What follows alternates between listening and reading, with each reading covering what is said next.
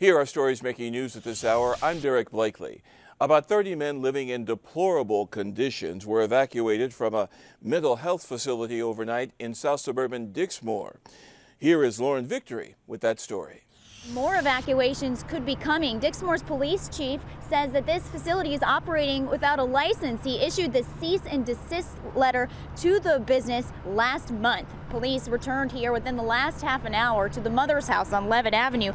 They say they are trying to figure out if anybody is still inside. They have not been able to contact anyone who works here. The chief says he wants to arrest whoever runs this mental health facility for violating the cease and desist order. Overnight, police took this video inside the building. It shows garbage strewn all over and what investigators call deplorable conditions. Officers originally responded because of a complaint of no hot water and no staff on site. They say they found that to be true and then made another disturbing discovery. There were bed bugs on the walls, on the floors, mattresses on the floor. Angie Britch says her son Bailey was one of 30 men taken to area hospitals after the bed bug discovery. She says Bailey told her that police arrived just after midnight and started to take pictures and ask questions. Britch says she reported unsanitary conditions at the mother's house weeks ago to the authorities. Back out here live, the landlord for this property tells CBS 2 that bed bug exterminators will come out this morning to evaluate the situation.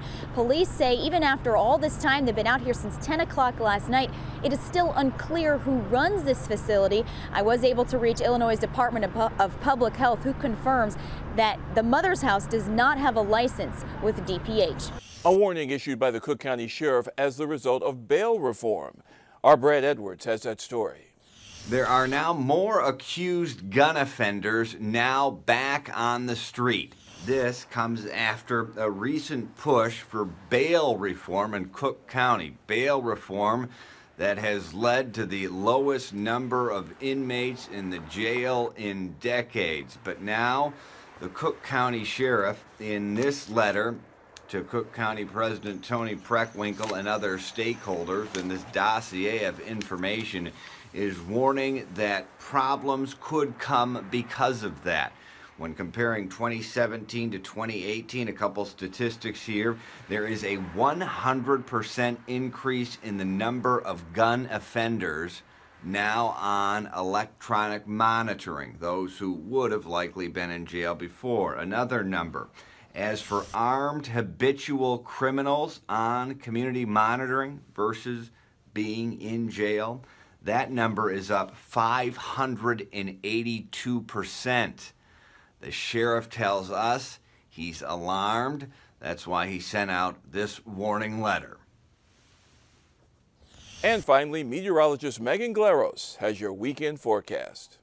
Hi everybody, I'm meteorologist Megan Glaros, looking at a weekend forecast that actually looks pretty good for us.